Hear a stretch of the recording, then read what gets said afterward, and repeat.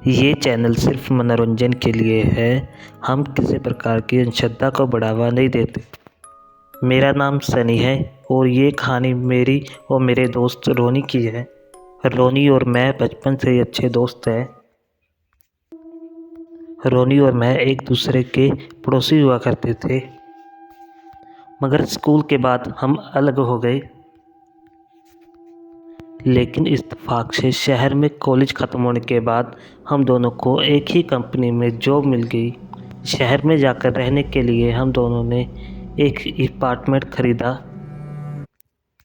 पूरा अपार्टमेंट। लेकिन हमने अच्छे से सजाया, लेकिन हमें लिविंग रूम की एक दीवार खाली सी लगी। हम दोनों ने फैसला किया कि इस दीवार में हम बड़ी सी पेंटिंग लगाएंगे। एक दिन रोनी ने ऑफिस से वापस आते हुए एक बूढ़े आदमी को पेंटिंग बेचते हुए देखा। उनमें से एक पेंटिंग रोनी को बहुत पसंद आई, जो कि लाल रंग से पूरी बनी हुई थी। उस पेंटिंग में दो बच्चे बने हुए थे। दोनों की तस्वीर बेहद सुंदर थी। फिर मैं पेंटिंग को घर ले आया। अजीब बात यह थी, पूरी पेंटिंग लाल रंग से बनी हुई थी। उसमें से अजीब सी स्मेल आ रही थी, जैसे कि कोई पुरानी लाश की तरह। जब मैंने रोनी को उस पेंटिंग के बारे में पूछा तो उसने कहा कि मुझे ये काफ़ी पेंटिंग अच्छी लगी, तो इसे मैं घर ले आया। इसका कलर कुछ अलग है, ये हमारे लिविंग रूम में बहुत अच्छी लगी। मुझे उसकी बात सही लगी और सच, वो पेंटिंग हमारे लिविंग रूम में बहुत अच्छी लग रही थी। थोड़ी ही देर में रात हो गई। फिर हम अपने कमरे में जाकर सो गए। मुझे हमारे लिविंग रूम से किसी के पैरों की आवाज़ सुनाई दी, तो मैंने जाकर देखा कि एक औरत रेड ड्रेस पहनी हुई खड़ी थी, जिसके लंबे लंबे बाल थे, जो कि हमारी तस्वीर को बड़े ध्यान से देख रही थी। ऐसे लग रहा था जैसे कि वो पूरी उसका फेस खून से भरा हुआ हो। लेकिन मैंने सोचा, हमारा दरवाज़ा तो अंदर से लॉक था और हम 5वें फ्लोर में रहते थे।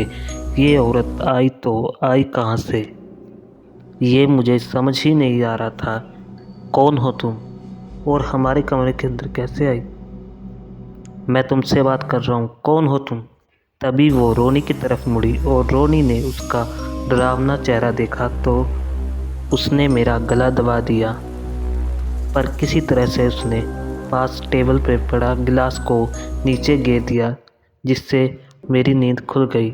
मुझे लगा कि लिविंग से मुझे कोई आवाज़ आई।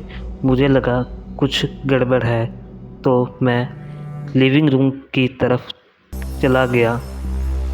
मैंने उस खतरनाक मंजर को देखा। मैं रोनी को छुड़ाने के लिए उस औरत की तरफ दौड़ा और उस औरत ने रोनी को छोड़ सीधा मेरा गला दबा लिया। तभी वो अंदर से घासलेट और मैच बॉक्स ले आया। उसने उस पेंटिंग पे घासलेट डाला। जैसे ही वो मैच बॉक्स से आग लगाने लगा, उस औरत ने मेरा गला छोड़कर रोनी का गला पकड़ लिया। तभी रोनी जोर से चिल्लाया, सनी पेंटिंग जला दे। मैंने उसने जैसे कहा वैसे ही किया और उस पेंटिंग के जलते ही औरत भी जलने लगी। कुछ ही सेकंड में पेंटिंग के जलते ही वो औरत भी जलकर राख हो गई। रोनी और मैं पूरी रात नहीं सोए। अगली सुबह जब मैंने उससे पूछा कि तुम्हें कैसे पता, जब उस पेंटिंग को मैंने पहली बार देखा, बच्चों के अलावा और भी कोई था। ऐसे लग रहा था जैसे पेंटिंग के साथ किसी ने छेड़छाड़ की है। जब रोनी लिविंग रूम में आया तो उसने देखा कि वो औरत भी पेंटिंग को देखी जा रही थी और तब बच्चों की पेंटिंग में वो औरत साफ नज़र आ रही थी। इसलिए मुझे लगा कि ये दोनों जुड़े हुए होंगे। इस वजह से मैंने उस पेंटिंग को जलाना ही सही समझा।